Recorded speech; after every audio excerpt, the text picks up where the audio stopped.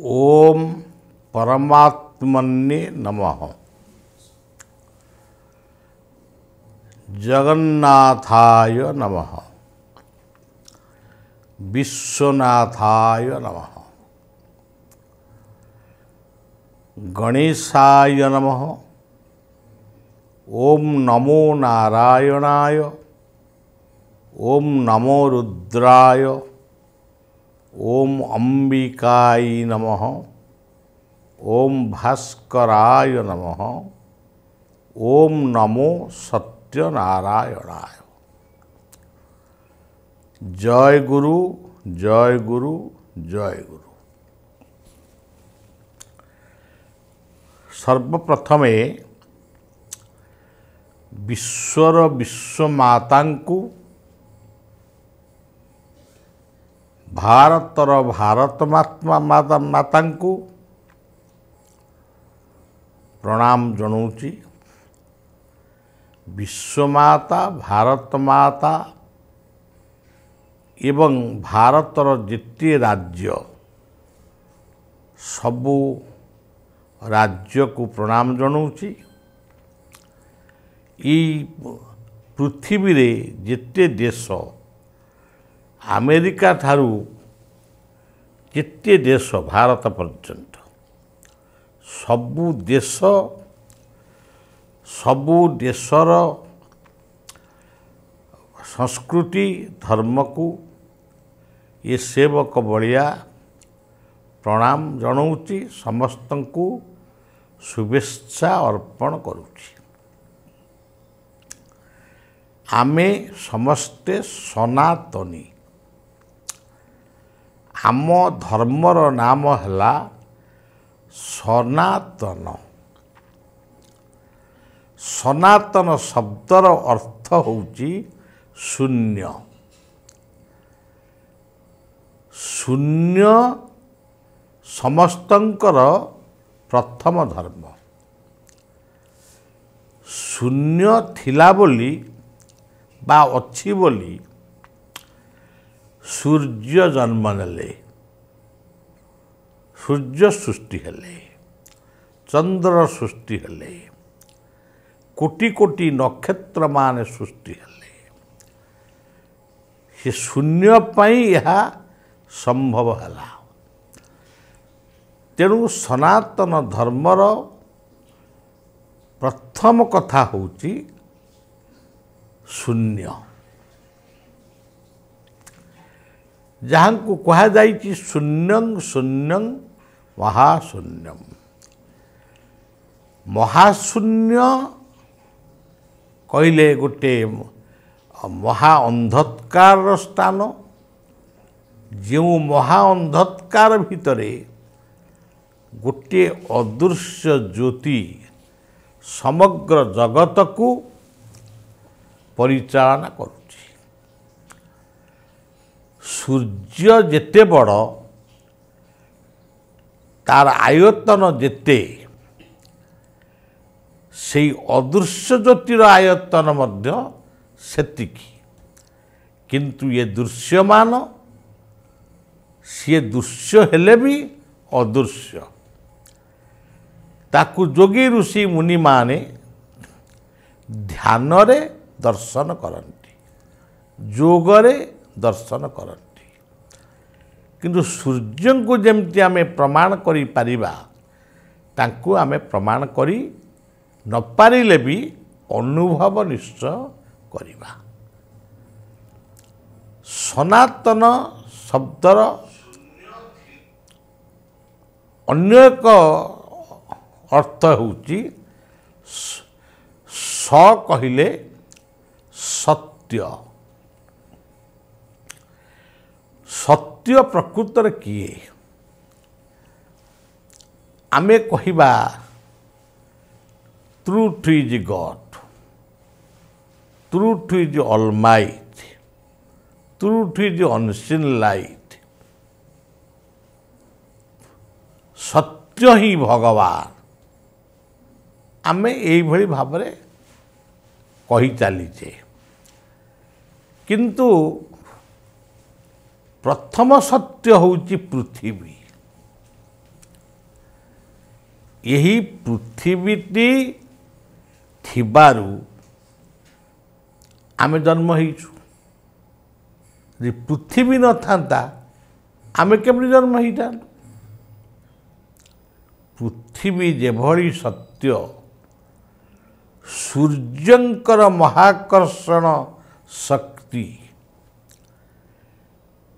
ସିଏ ମଧ୍ୟ ତଦ୍ରୂପ ସତ୍ୟ। ଯଦି ସୂର୍ଯ୍ୟଙ୍କର ମହାକର୍ଷଣ ଶକ୍ତି ନଥାନ୍ତା ତାହେଲେ ପୃଥିବୀଟା ଶୂନ୍ୟରେ କେମିତି ରହିଥାନ୍ତା? ତେଣୁ ସୂର୍ଯ୍ୟଙ୍କର ମହାକର୍ଷଣ ଶକ୍ତି ସତ୍ୟ। ସେଇଭଳି ସୂର୍ଯ୍ୟ ହେଉଛନ୍ତି ମହାନ ସତ୍ୟ। କାରଣ କାହାର ଆଲୋକ ନାହିଁ, ଗୋଟିଏ ସୂର୍ଯ୍ୟଙ୍କର ଏତେ ଜ୍ୟୋତି ବା ଏତେ କିରଣ ରହିଛି, ସମଗ୍ର ଗ୍ରହ ନକ୍ଷତ୍ର ତାରାମାନଙ୍କୁ ସେ ଆଲୋକ ଦେଉଛନ୍ତି। ପୃଥିବୀର ମଧ୍ୟ ଆଲୋକ ଅଛି।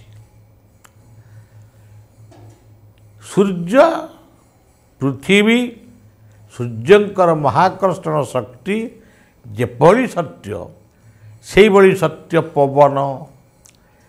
ଯଦି ପବନ ଯଦି ନଥାନ୍ତା ତାହେଲେ ନିଶ୍ୱାସ ପ୍ରଶ୍ୱାସ ଚାଲିଥାନ୍ତା କିପରି?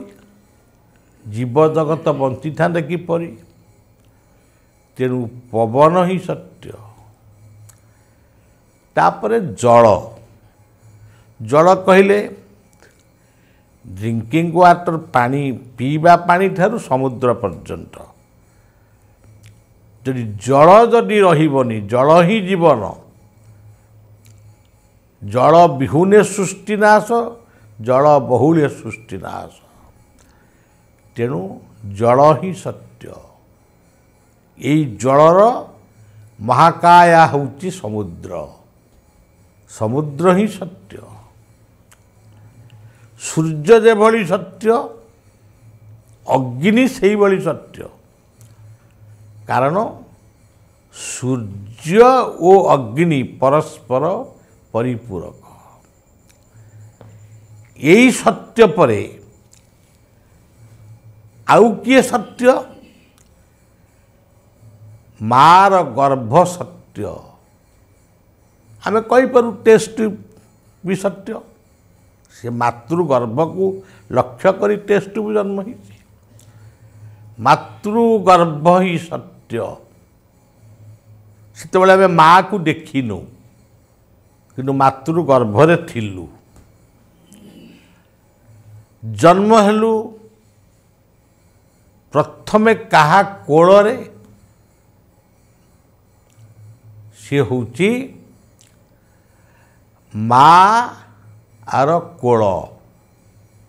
ସେତେବେଳେ ଆମେ କୋଠା, ଏ ବିଲ୍ଡିଂ ବା ଧର୍ମଶାଳା କିଛି ଆମେ ଜାଣିନଥିଲୁ। ମାଆର କୋଳ ଥିଲା ଆମ ପାଇଁ ଶ୍ରେଷ୍ଠ ଘର, ଶ୍ରେଷ୍ଠ ଧର୍ମଶାଳା। ସିଏ ହେଉଛି ସତ୍ୟ। ସାଙ୍ଗେ ସାଙ୍ଗେ ଜନ୍ମ ହେଲୁ, ମାତୃସ୍ତନରୁ କ୍ଷୀର ଖାଇ ବଞ୍ଚିଲୁ। ତେଣୁ ସେ କ୍ଷୀରଟି ସତ୍ୟ, ମାତୃସ୍ତନଟି ସତ୍ୟ। ଯଦି ମାତୃସ୍ତନରେ କ୍ଷୀର ନହେଲା ତାହେଲେ ଗୋମାତାର କ୍ଷୀର ଖାଇଲୁ। ତେଣୁ ଗୋମାତା ହିଁ ସତ୍ୟ, ଗୋମାତାର କ୍ଷୀର ହିଁ ସତ୍ୟ। ଧୀରେ ଧୀରେ ଆଗକୁ ଚାଲିଲୁ। ଭାତ ଖାଇଲୁ, ରୁଟି ଖାଇଲୁ, ମାଣ୍ଡିଆ ଖାଇଲୁ, ଡାଲି ଖାଇଲୁ, ତରକାରୀ ଖାଇଲୁ, ବିଭିନ୍ନ ପରିବାପତ୍ର ଖାଇଲୁ। ଯାହା ଖାଇଲୁ ସେ କ'ଣ ମିଥ୍ୟା କି? ସେ ହେଉଛି ସତ୍ୟ।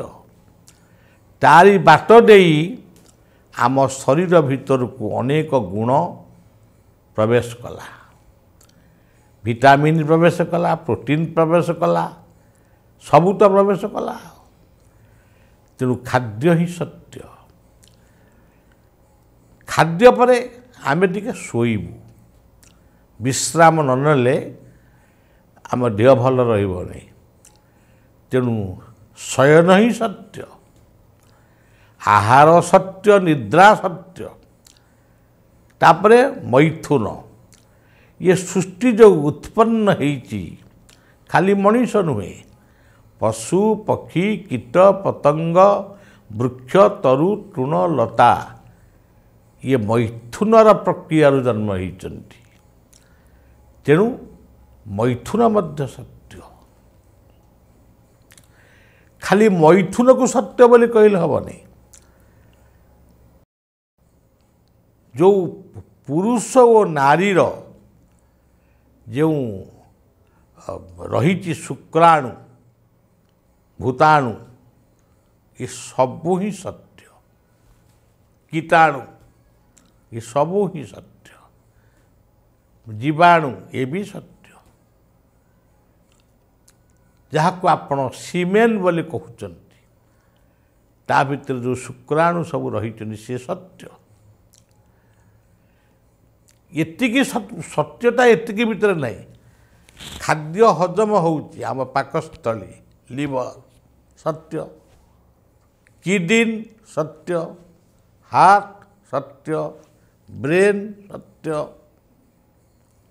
आई सत्य ईयर सत्य फेस सत्य हैंड सत्य लेग सत्य फिंगर सत्य नोज सत्य ये सब सत्य ये सबुजाक सत्य जदि न हब नथिब गोटाए जदि अभाव पड़ो ताहले पूर्ण सत्य से ही पारिबनी जीवन ही सत्य मंदिर सत्य नुहे मंदिर आज अच्छी काली की भांगी जीव जीवन आज अच्छी काली की मरीज किंतु जीवन कथा कहब जीवन गवेषणा करिब जीवन कर्म करिब किंतु गोटे मंदिरर सीमेंट गोड़ी बाली ये खाली मंदिर तैयारी करदेव किंतु गोटे मंदिर आउ गोटे मंदिर को तैयारी करि परिबनी तैयारी करिब किए जीवन मंदिर मनीष मंदिर आज मेडिसिन बाहरी इलेक्ट्रॉनिक पावर आज पृथ्वी को आलोकित करुच्ची से मेमोरी पावर कहार सेटा मनुष्यर मेमोरी पावर सेटा माइंड भीतर अच्छी ताकू हेड बोली कहूँ से सब बेले हेड मेमोरी ही सत्य रिसर्च ही सत्य sense and science both truth and eternal अच्छा तापरे ना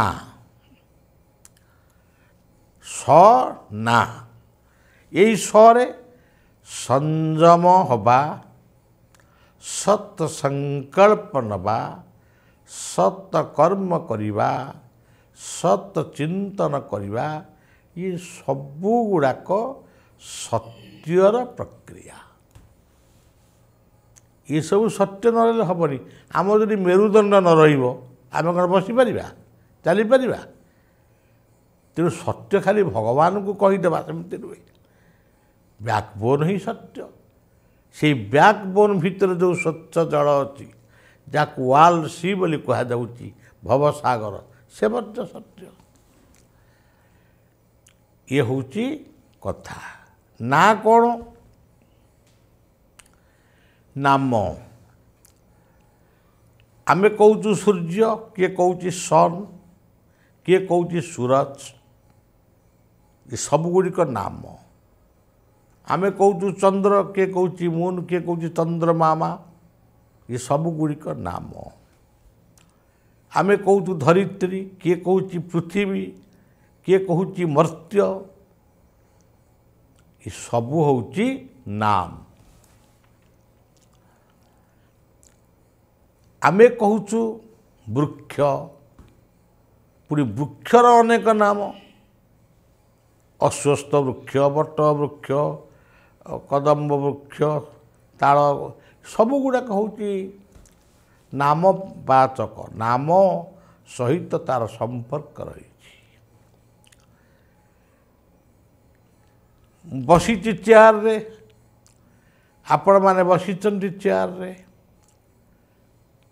କଥା ଚାଲିଛି ଗୋଟିଏ ହଲ୍ରେ, ଏସବୁ ଗୋଟିଏ ଗୋଟିଏ ନାମ।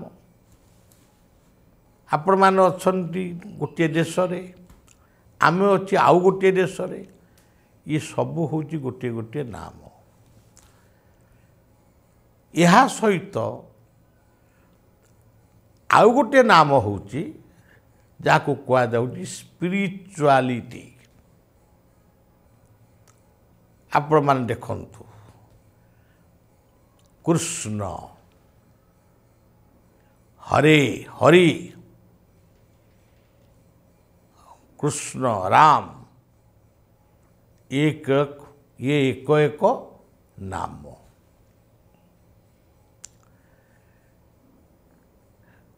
କିଏ କହୁଛି ଗଡ୍,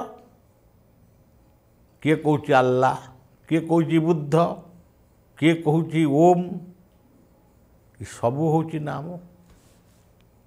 ମହାପ୍ରଭୁ ଚୈତନ୍ୟ କହିଲେ ହରେର ନାମୈବ କେବଳମ୍, କଳିଯୁଗରେ ହରିନାମ କର। ଏଇଟା ପ୍ରକୃତ କଳିଯୁଗ ନୁହେଁ, ଏଇଟା ହେଉଛି ବିଜ୍ଞାନ ଯୁଗ। ଠାକୁର ଅନୁକୂଳ ଚନ୍ଦ୍ର କହିଲେ ନାମ ପରମ ବ୍ରହ୍ମ, ସେ ଗୋଟେ ନାମକୁ ପ୍ରତିଷ୍ଠା କଲେ। ଶିବାନନ୍ଦ କହିଲେ ରାଧାରମଣ ରାଧାରମଣ ରାଧାରମଣ କହୋ, ସେ ଗୋଟେ ନାମର କଥା କହିଲେ। ବୈକୁଣ୍ଠ ବ୍ରହ୍ମଚାରୀ କହିଲେ ଜୟ ଗୁରୁ ଜୟ ଜଗନ୍ନାଥ, ଇଏ ଗୋଟେ ନାମ। ମଧୁସୂଦନ କହିଲେ ଓମ୍ କୃଷ୍ଣ ମଧୁସୂଦନ ବାସୁଦେବ ଜନାର୍ଦ୍ଦନ। କିଏ କହିଲେ ଗଣେଶ ଭଗବାନ କି ଜୟ, କିଏ କହିଲେ ନାରାୟଣ ଭଗବାନ କି ଜୟ, କିଏ କହିଲେ ରୁଦ୍ର ଭଗବାନ କି ଜୟ, କିଏ କହିଲେ ଭାସ୍କର ଭଗବାନ କି ଜୟ, କିଏ କହିଲେ ସତ୍ୟନାରାୟଣ ଭଗବାନ କି ଜୟ, କିଏ କହିଲେ ଅମ୍ବିକା ମାତା କି ଜୟ। ଏ ସବୁ ଏକ ଏକ ନାମ। ମୁଁ ପଢ଼ୁଛି ଗୀତା, କିଏ ପଢ଼ୁଛି ବେଦ, କିଏ ପଢ଼ୁଛି ବେଦାନ୍ତ, କିଏ କୁର୍ଆନ ପଢ଼ୁଛି, କିଏ ବାଇବେଲ ପଢ଼ୁଛି, କିଏ ତ୍ରିପିଟକ ପଢ଼ୁଛି, କିଏ ଗ୍ରନ୍ଥ ସାହେବ ପଢ଼ୁଛି। ଏ ସବୁ ଗୁଡ଼ିକ ହେଉଛି ଏକ ଏକ ନାମ। ଶ୍ରୀ ଶ୍ରୀ ଠାକୁର ନିଗମାନନ୍ଦ କହିଲେ ଜୟ ଗୁରୁ, ଠାକୁର ଅନୁକୂଳ ଚନ୍ଦ୍ର କହିଲେ ଜୟ ଗୁରୁ, ବୈଷ୍ଣବୀୟ ପରମ୍ପରା କହିଲେ ସୀତାରାମ, ଜୟ ନିତାଇ, ଜୟ ଗୌର। ଏ ସବୁ ତ ନାମ। କିନ୍ତୁ ଗୀତା କହିଲେ ଓମ୍, ଓମିତ୍ୟକାକ୍ଷରଂ ବ୍ରହ୍ମ। ଭାଗବତ କହିଲେ ବି ଓମ୍। ନାମ ଓଙ୍କାର ସକଳ ମନ୍ତ୍ର ମଧ୍ୟ ସାର, ତ୍ରିଧାମ ବ୍ରହ୍ମମୁ ଓଙ୍କାର, ସବୁ ଓମ୍। ମା ଅରବିନ୍ଦ କହିଲେ Om is the signature of Lord, ଭଗବାନଙ୍କର ଦସ୍ତଖତ। ସେଇଭଳି ଭାବରେ ସାଇରାମ କହିଲେ 21 ଥର ଓଙ୍କାର ଧ୍ୱନି କର, ସେ ଗୋଟେ ସୁନ୍ଦର ପ୍ରାଣାୟାମ ହେବ।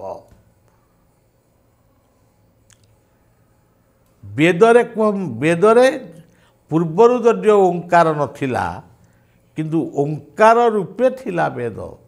ଏ ଯେଉଁ ଓମ୍ ଗୋଟେ ଆଇଡ଼ିଓଲୋଜି, ଓମ୍ ଗୋଟେ ଫିଲୋସଫି, ତାରି ଭିତରେ ବେଦର ସମସ୍ତ କଥା ରହିଛି। ମୁଁ ନିଜେ ଗୋଟିଏ ବହି ଲେଖିଛି ଏକାକ୍ଷର ବ୍ରହ୍ମ ଓଙ୍କାର, ଆପଣମାନେ ଏଟାକୁ ପଢ଼ିଲେ ଜାଣିବେ। ଏଇଭଳି ଭାବରେ ନା କହିଲେ ନାସାଗ୍ର, ନାସାଗ୍ରକୁ ଧ୍ୟାନ କଲେ ନମ୍ରତା ଗୁଣ ସୃଷ୍ଟି ହୁଏ। ଏଇ ନାସାଗ୍ରକୁ ଧ୍ୟାନ କଲେ ହଂସ ହଂସ ମାନେ ମୁଁ ଆତ୍ମା ମୁଁ ଆତ୍ମା ମୁଁ ଆତ୍ମା, ଏଇଭଳି ଭଜନ କଲେ ଅନେକ ରୋଗ ଅନେକ ବିପଦ ଦୂରେଇ ଯାଏ। ଜଣେ ବେମାରରେ ପଡ଼ିଛନ୍ତି, ଆପଣ ହଂସ ହଂସ ନାସାଗ୍ରକୁ ଧ୍ୟାନ କରି ଭଜନ କରନ୍ତୁ।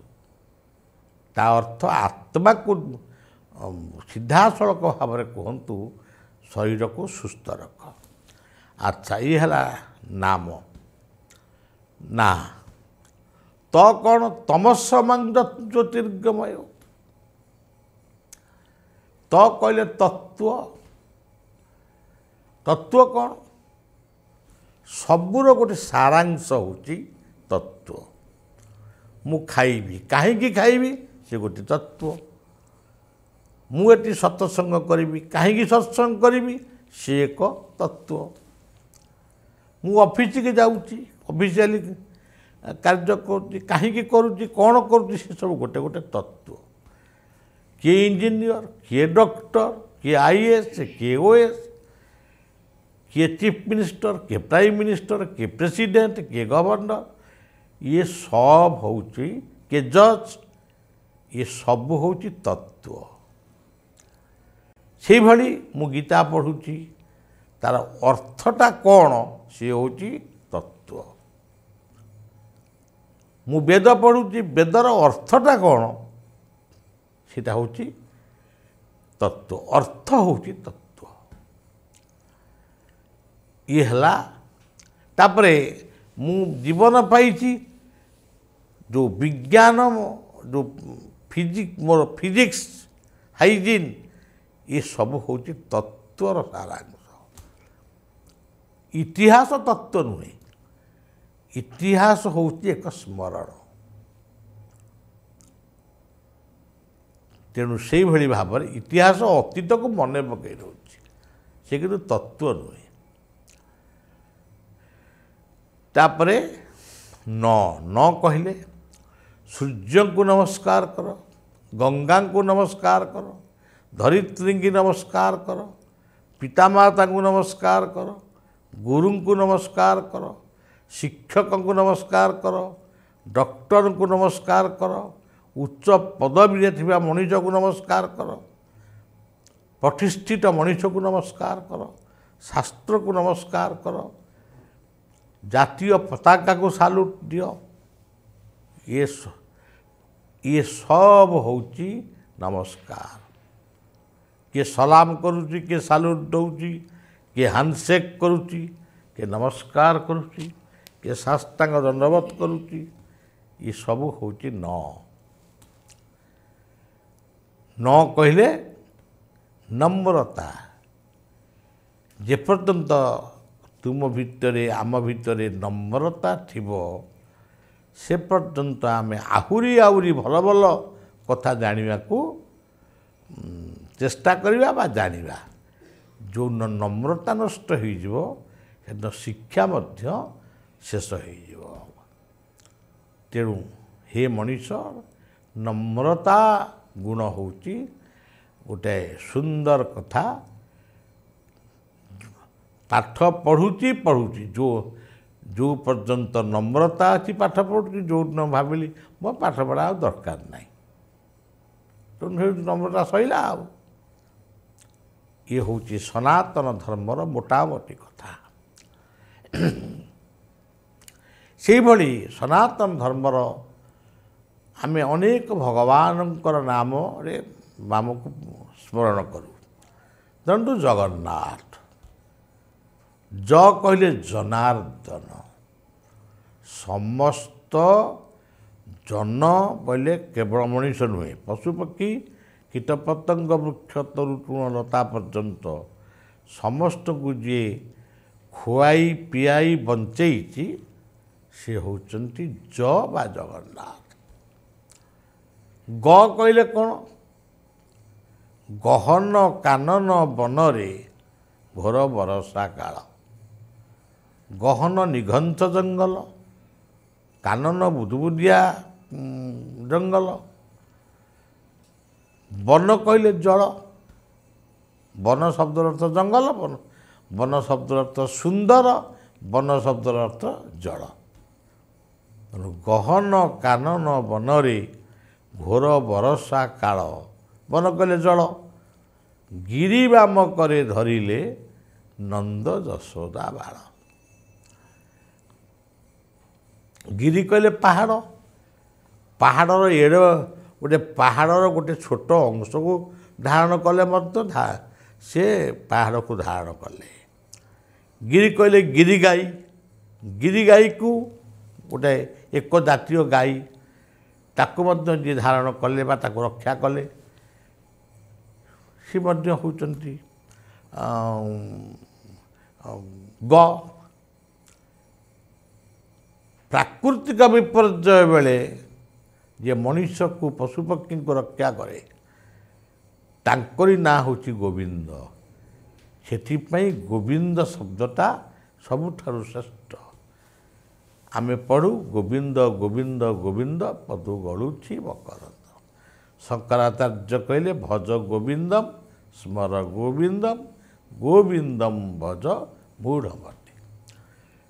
ଠାକୁର ଅନୁକୂଳ ଚନ୍ଦ୍ର କହିଲେ ଜୟ ରାଧେ ରାଧେ କୃଷ୍ଣ କୃଷ୍ଣ ଗୋବିନ୍ଦ ଗୋବିନ୍ଦ ବୋଲରେ। ଆଉ ଜଣେ ଅବଧୂତ ବାବାଜୀ କହିଲେ ଯଶବନ୍ତ ଅଧିକାରୀ ଗୁରୁ ଗୋବିନ୍ଦେ ଦିଅ ମନ ଗମିବ ବୈକୁଣ୍ଠ ଭୁବନ। ତେଣୁ ଇଏ ହେଉଛି ଗ। ଗରେ ତ ଆହୁରି ଅନେକ କଥା ଅଛି। ତେବେ ସେଇଭଳି ଭାବରେ ନା ଜ ଗ ନା। ନା କହିଲେ ନାମ ପରମ ବ୍ରହ୍ମ ଜୀବେର ମୂଳ ଧର୍ମ। ନାମ ନିଜର ନାମକୁ, ଦେଶର ନାମକୁ, ପିତାମାତାଙ୍କର ନାମକୁ, ନିଜର ଯୋଗ୍ୟତାକୁ, ନିଜର ପଦବୀକୁ, ନିଜର ପ୍ରତିଷ୍ଠାକୁ ଯଦି ଆମେ ସୁନାମରେ ପରିଣତ କରିପାରିଲେ ସେଇ ହେଉଛନ୍ତି ଜଗନ୍ନାଥ। ଖାଲି ଜଗନ୍ନାଥ ଜଗନ୍ନାଥ ହେଲେ ହେବନି।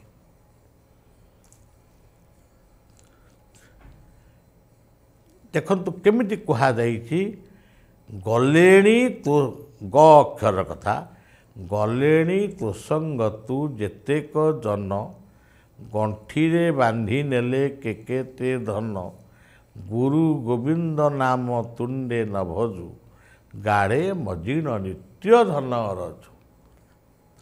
ଜଣେ ହେଁ ଏଥି କେହି ନାହିଁ ଅମର, ଜଗନ୍ନାଥଙ୍କୁ ଭଜ ହେବୁ ଉଦ୍ଧାର। ତେଣୁ ଜଗନ୍ନାଥଙ୍କର କଥା ଏଇଭଳି ଭାବରେ ରହିଛି। ସେଇଭଳି ଭାବରେ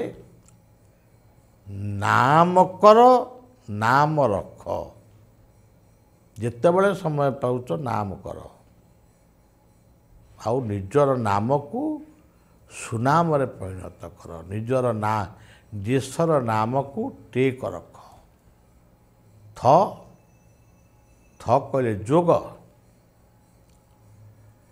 ଥକା ମନ ଚାଲ ଯିବା, ଚକା ନୟନ ଦେଖିବା, ଶଙ୍କଲାଭି ମଣ୍ଡଳରେ ବେନି ନେତ୍ର ପଖାଳିବା। ଥ ପଦ୍ମାସନ କର ବା ଚକାସନ କର ବା ସମାସନ କର। ଥ ଏବଂ ମେରୁଦଣ୍ଡ ସିଦ୍ଧାରକ, ନାସାଗ୍ରକୁ ଧ୍ୟାନ କର।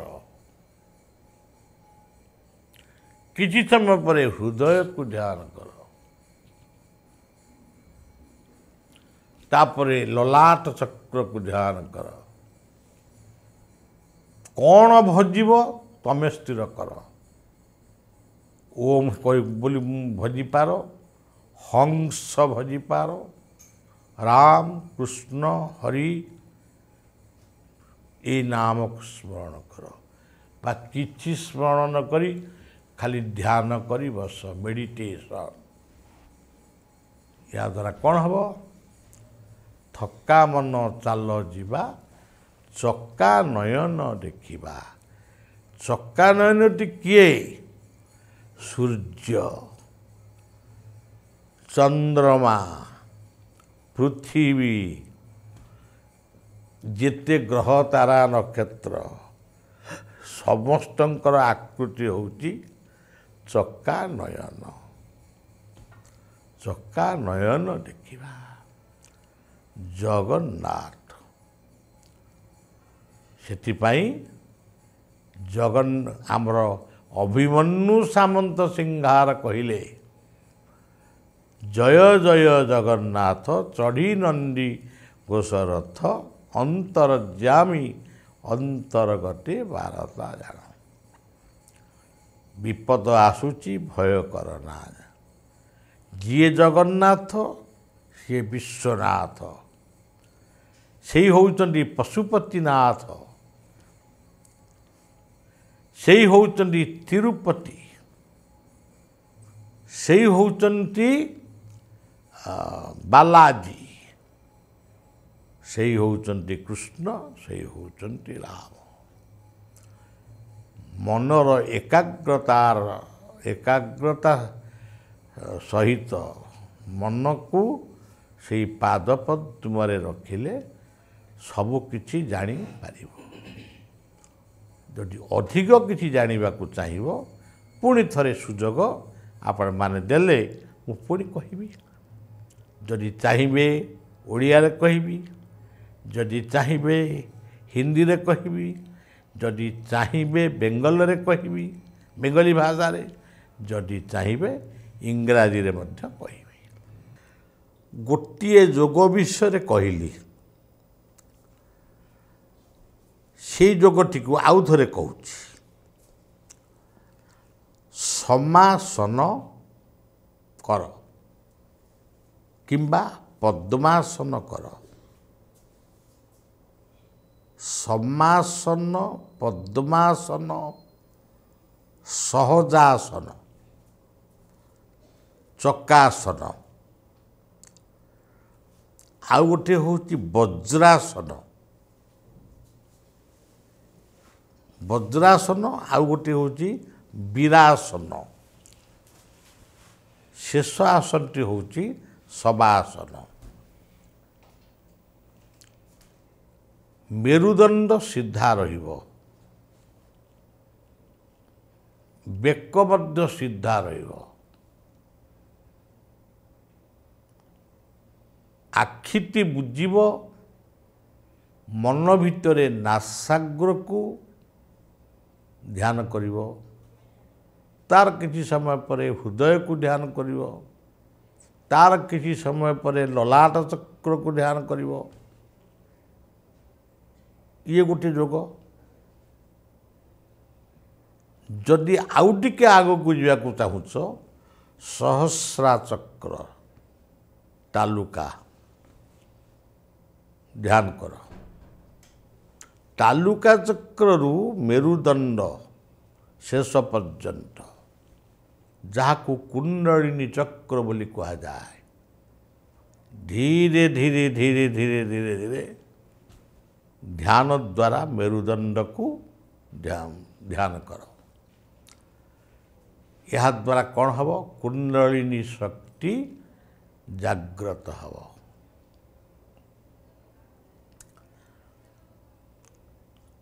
ଇଏ ହେଉଛି ଗୋଟିଏ ଯୋଗ। ଯଦି କେତେବେଳେ ଇଚ୍ଛା ହୁଏ ପଦ୍ମାସନରେ ବସିବ କି ସହଜାସନରେ ବସିବ କି ଚକା, ଯେଉଁ ଆସନରେ ବହୁତ ବସ, ନାଭି କମଳ ପାଖରେ ଦୁଇ ହାତକୁ ରଖିବ। ନାଭି ହେଉଛନ୍ତି ବ୍ରହ୍ମାଙ୍କର ଚକ୍ର, ବ୍ରହ୍ମା ସାବିତ୍ରୀ। ତା ଉପର ଚକ୍ର ହେଉଛି ହୃଦୟ, ହୃଦୟ ହେଉଛି ଲକ୍ଷ୍ମୀ ନାରାୟଣ, କଣ୍ଠ ହେଉଛି ଶିବ ପାର୍ବତୀ। ତାମାନେ ତୁମେ ମନ ଭିତରେ କଣ୍ଠଚକ୍ର ଠାରୁ ନାଭିଚକ୍ର ପର୍ଯ୍ୟନ୍ତ, ନାଭିଚକ୍ର ଠାରୁ କଣ୍ଠଚକ୍ର ପର୍ଯ୍ୟନ୍ତ ଧ୍ୟାନକୁ ନଉଥିବ, ପୁଣି ଆସୁଥିବ, ଯାଉଥିବ, ଆସୁଥିବ। 10 ମିନିଟ୍ ହେଉ 5 ମିନିଟ୍ ହେଉ କରିବ। ଏହାଦ୍ୱାରା କ'ଣ ଲାଭ ଲାଭ କ'ଣ ହଉ ନ ହଉ ତୁମେ ହେଇଯିବ ବ୍ରହ୍ମା ବିଷ୍ଣୁ ଶିବଙ୍କର ଜନନୀ। ଅର୍ଥାତ୍ ବ୍ରହ୍ମା ବିଷ୍ଣୁ ଶିବଙ୍କୁ ତୁମେ କୋଳରେ ଧାରଣ କରିଛ। ବ୍ରହ୍ମା ବିଷ୍ଣୁ ଶିବ ये चक्र को जिते समय तुम कर धीरे धीरे किछि दिन परे तुम भितर आनंद सृष्टि हम से भाई भाव शोईजीव मुंड पाखु तकिया काढ़ीदेव तुमे भाविब मु अनंत नाग उपर शोईची अनंत नागटी होची मेरुदंड ये अनंत नागंकर 7टी फणा मुख 1 चक्षु 2 3 कान 2 5 नासा आर 2 पुड़ा होची 7 ये होची सप्तफेणी नाग। ये अनंत नाग भव समुद्र शयन करिछन्ति जोटी तेबे शोईच सेटा होची भव समुद्र। मेरुदंड भितर गोटे भव समुद्र अच्छी स्वच्छ जल किंतु पृथ्वीटा होची भव समुद्र। ये भव समुद्र रे शोईच से शोईथिबा अवस्था रे तुमे चतुर्पार्श्व को थरे चिंतन करिवो जहाँ तुम आखिरे आसी पड़ो ता होचंती लक्ष्मी।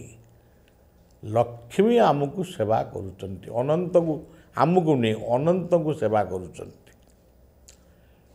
जो गाड़ी मटर शब्द ठारू काऊ कोइलीर शब्द पर्यंत श्वान शृगालर शब्द पर्यंत ये होची सरस्वतींकर वीणा।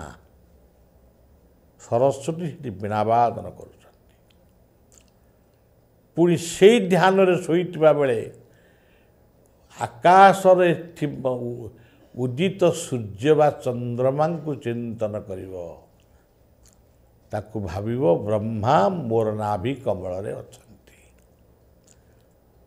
तापरे नीरवरे टाणी माने हाथ गोड़ को टाणीबनी माने कोमल रखिवो जिते समय इच्छा हम शोइब किछि चिंता करिवनी किछि मंत्रर आवश्यक ही नहीं। जदि पारिब कौन मंत्र जप करिवो किंतु मोटामोटी केवल निश्चल माने टेंशन फ्री होकर शोइब ता होची अनंत सज्जा जोग क्षीराब्दी समुद्र जोग। खाई साइला परे वज्रासन करी सिंह पानिया रे जदि मुंड कुंडेब ताले ब्लड प्रेशर हार्ट स्ट्रोक इत्यादि रोग कंट्रोल हब। एवं नासाग्र ध्यान हृदय ध्यान रे रक्तचाप जनित रोग हृदरोग मध्य नियंत्रण हब। ये सब कथा मने रखंतु कारण जीवन होची जोगमय। भगवान कृष्णंकर गोटे ना होची जोगेश्वर किंतु गोटे सबुठारु बड़ कथा मु भागवतर गोटे पद कहूची उद्धव उद्धव कहले क्या कह जाए उ कहले उत्पत्तिर स्वामी धव तामाने परमात्मा उद्धव किंतु उद्धव कहले एठी जो उद्धव से कृष्णंकर भक्त उद्धव उद्धव कृष्ण को भजीबू अर्थात शिष्य गुरु नाम को स्मरण करिवो मु मले कृष्ण को पाइबू मु कहले अहंकार ଅହଙ୍କାର ଯେପର୍ଯ୍ୟନ୍ତ ନ ମରିଛି ବା ନ ଯାଇଛି ତୁମେ କୃଷ୍ଣଙ୍କର ସନ୍ଧାନ ପାଇପାରିବ ନାହିଁ। ଯାହାକୁ ଗୀତା କହୁଛନ୍ତି ଅହଙ୍କାରଂ ବଳଂ ଦର୍ପଂ କାମଂ କ୍ରୋଧଂ ପରିଗ୍ରହଂ ବିମୁଚ୍ୟ ନିର୍ମମ ଶାନ୍ତ ବ୍ରହ୍ମଭୁଆୟ କଳ୍ପତେ। ଯୋଗ ସରିଯିବ, ଧୀରେ ଧୀରେ ଉଠିବ, ହଠାତ୍ ଉଠିବ ନାହିଁ, ଆସ୍ତେ ଆସ୍ତେ ଉଠିବ, ଆସ୍ତେ ଆସ୍ତେ ଆଖି ଖୋଲିବ, ଉଠିକିରି ବସିବ ଏବଂ ସେହି ପରମେଶ୍ୱରଙ୍କ ଉଦ୍ଦେଶ୍ୟରେ ନମସ୍କାର କରି ଏଇ ମନ୍ତ୍ରଟି କହିବ, ସର୍ବେ ଭବନ୍ତୁ ସୁଖିନ। କଥା କିଛି ମନେ ରଖିବା ଏବଂ କାର୍ଯ୍ୟରେ ପରିଣତ କରିବା।